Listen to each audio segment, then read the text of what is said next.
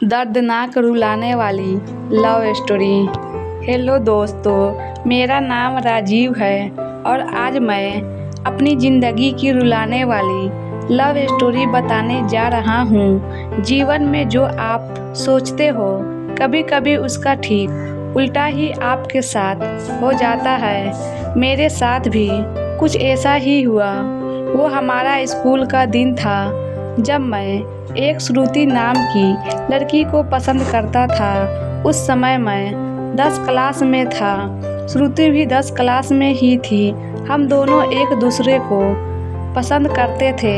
उस समय मैंने अपनी दिल की बात उसे बताई और उसने मेरे प्यार को एक्सेप्ट कर लिया। हम दोनों एक ही बस में स्कूल जाया करते थे।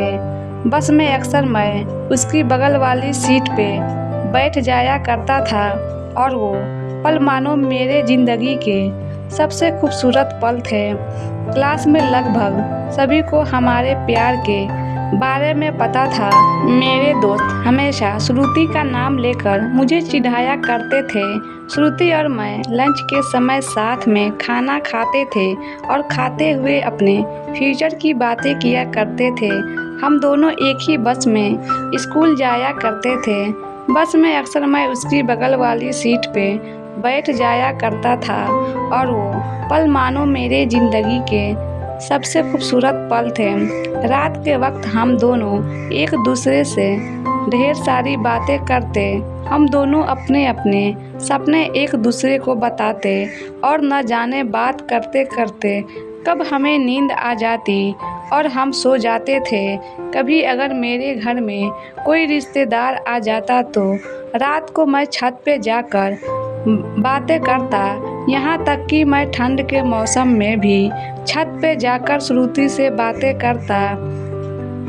हम दोनों ने साथ में न जाने क्या क्या सपने देखे थे, शादी, बच्चे और यहाँ तक कि हमने बच्चों के नाम भी सोच रखे थे। स्कूल तक तो हम दोनों की प्यार की गाड़ी काफ़ी अच्छी चल रही थी, लेकिन जैसे ही हम कॉलेज में गए तो धीरे धीरे सब कुछ बदलने लगा।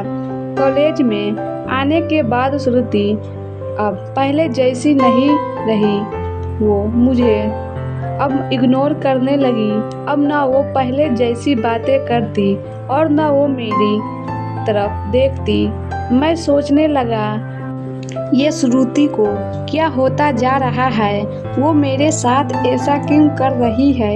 एक दिन श्रुति के एक फ्रेंड से मैंने पूछा, देखो ना, श्रुति अब मुझसे पहले जैसी बातें नहीं करती, वो अब मुझे इग्नोर करने लगी है। उसकी फ्रेंड ने मुझे बताया कि श्रुति को मैंने कॉलेज में अभय नाम के लड़के से अक्सर बातें करते हुए देखती हूँ। शायद मुझे लगता है श्रुति उसे पसंद करती है।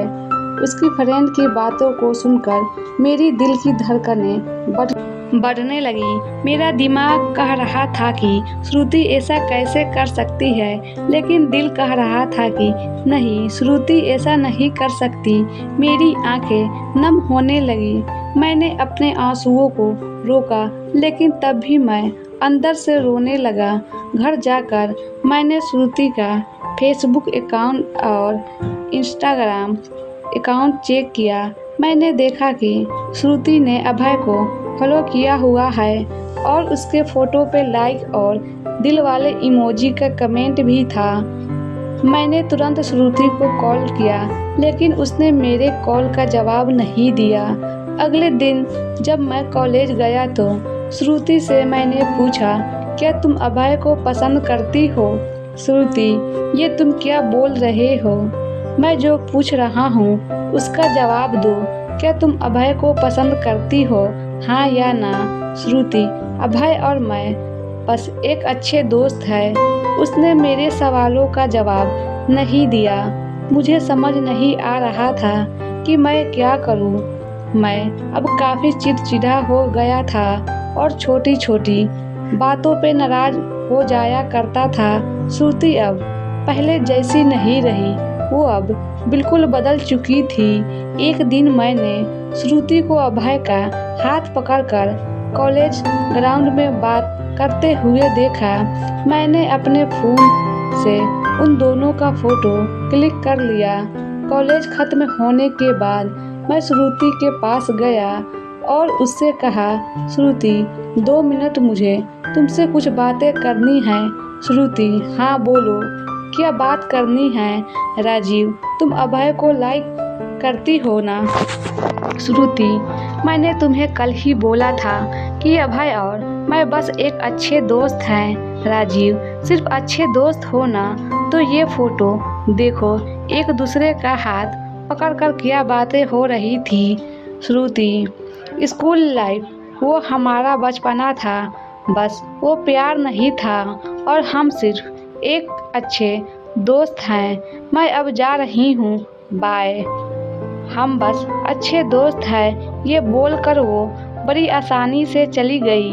मेरे और मेरे फीलिंग्स के बारे में उसने एक पल भी नहीं सोचा। मैंने तो उसे सच्चा प्यार किया था। उस रात मेरी आंखों में आंसू और नज़रों के सामने वो पुरानी यादें साफ दिखाई दे रहा था। उसकी पुरानी फ़ोटो को देखकर मैं बस रोता रहा।